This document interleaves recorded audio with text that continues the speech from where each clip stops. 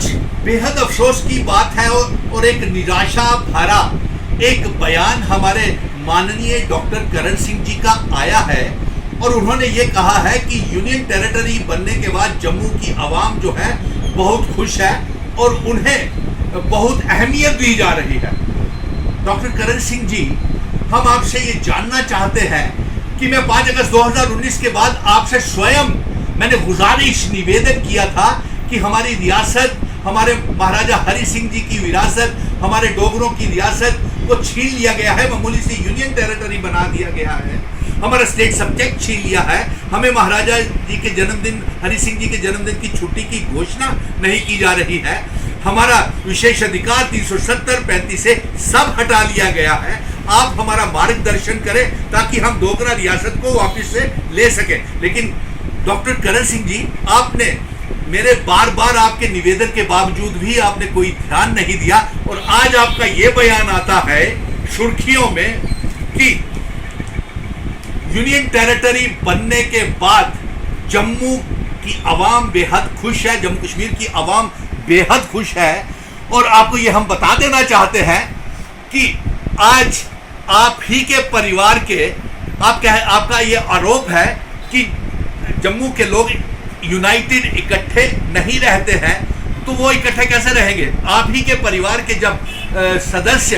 कभी वो आप स्वयं कांग्रेस में चले जाते हैं, वहां पे लोकसभा के सदस्य बन जाते हैं, आपके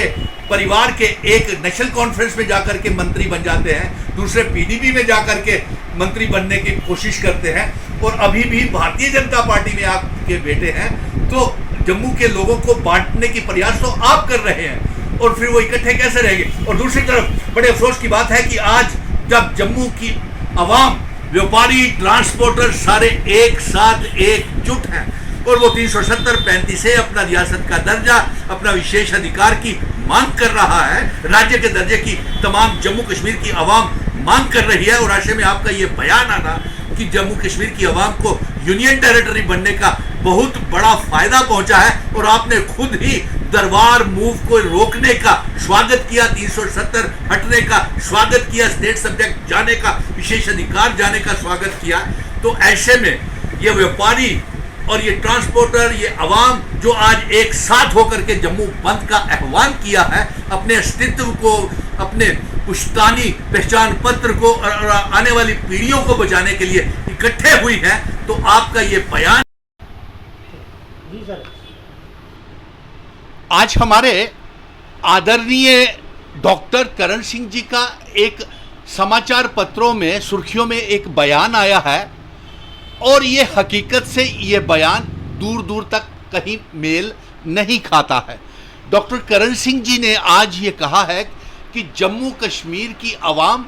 और जम्मू की विशेष तौर के ऊपर यूनियन टेरिटरी बनने के बाद बहुत खुश है और उनको अहमियत मिली है। डॉक्टर करण सिंह जी, आपका ये बयान जम्मू की आवाम, व्यापारियों, लोगों के साथ, ट्रांसपोर्टर्स के साथ, बेरोजगार नौजवानों के साथ दूर दूर तक कहीं मेल नहीं खाता है।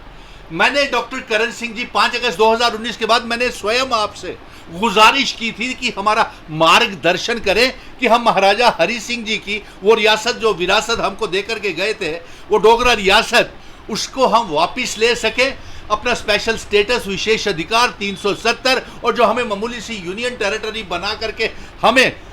खदेड़ दिया है, हमारे साथ बेइंसाफी, बहुत बड़ा धोखा हुआ है। आप हमें इसका मार्गदर्शन करें ताकि हम अपने राज्य के दर्जे की वापसी के लिए अपनी मंजिल तक पहुंच सके। लेकिन आपने इसकी तरफ कोई ध्यान नहीं दिया और उसके साथ साथ आपने दफा 370 का भी स्वागत कर लिया, दरबार मूव बंद होने का भी स्वागत कर लिया, रियासत का आज यूनियन टेरिटरी बनने का भी स्वागत कर लिया और आपने ऊपर से जम्मू के लोगों के ऊपर यह आरोप लगा दिया कि जम्मू के लोग जो हैं कभी इकट्ठे यूनाइटेड नहीं रहते हैं। तो कैसे यूनाइटेड रहेंगे महाराजा हमारे डॉक्टर करण सिंह जी, जब आप स्वयं ही, आपके परिवार के सदस्य कभी नेशनल कॉन्फ्रेंस में मंत्री बन जाते हैं, कभी पीडीपी में मंत्री बन जाते हैं, आप स्वयं कांग्रेस में मंत्री बन जाते हैं और आपके परिवार के अभी भी एक